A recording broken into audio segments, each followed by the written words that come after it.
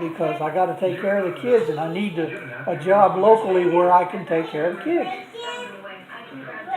And she didn't say nothing for a few minutes, and she said, "Well, what if I stay a little longer? How long can I can take care of the kids while you're working or at the base?" I said, "Well, why don't you stay? You got nothing to do in New Jersey." And she said, "Okay." So they stayed. Now they stayed with me while I was flying, and Iris was 14 years old or 15, and she took care of the kids, and he was a kid himself. When he got his draft notice, we put him on a train and sent him to New Jersey, and that's when he went through basic. And as soon as he was gone, as soon as he was in basic training, they called me at the base early one morning, and I drove out there, because I usually didn't go to the base unless I was flying. And I went to the commander's office, and he said, "I hate to tell you this, Sergeant, but you're going back to Vietnam." I said, "I already went to Vietnam." He said, "I know, but they want you back in special operations." I said, "Well, I got 3 kids at home. I can't go." He said, "I'm sorry, it's Air Force. They won't, there's no excuse. You got to go." So I was real upset. So I went home, talked to my mother, and she agreed that she would stay there with the kids while I went back to Vietnam for another year. Well, it ended up being 13 months. But it was one of them things where you don't know what to do, Yeah. It was either get out or go. I didn't have a choice. Now, I got my orders to go home in Vietnam. They sent my orders from the Philippines that I was going to go home the following month. And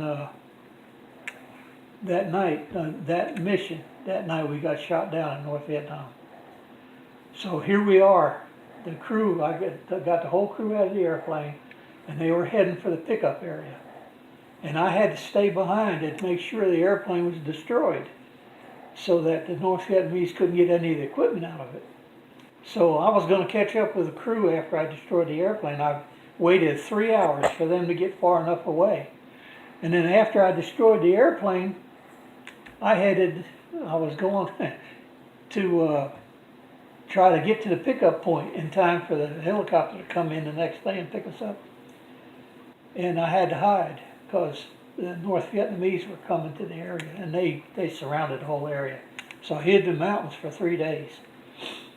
Well, my crew got picked up. The helicopter actually got in the next morning at daylight and got them out of the country, but I was stuck up there.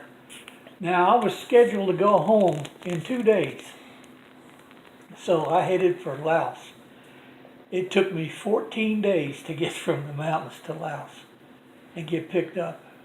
So meanwhile, while the crew gets back to the base, the first thing they did was notify my mother that I was missing in action.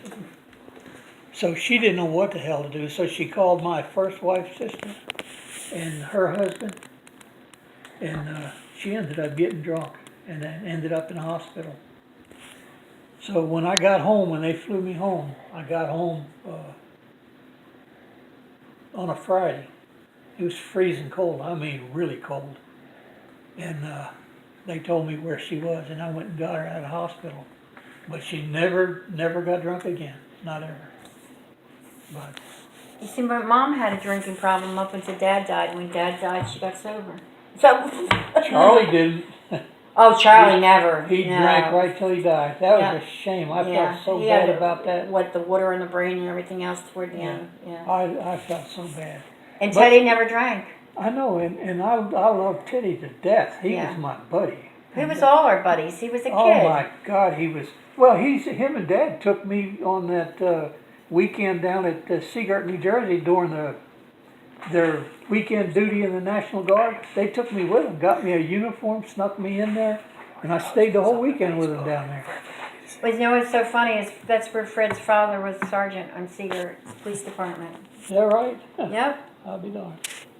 But yeah. Yeah. Seagirt was entirely, it was a money town.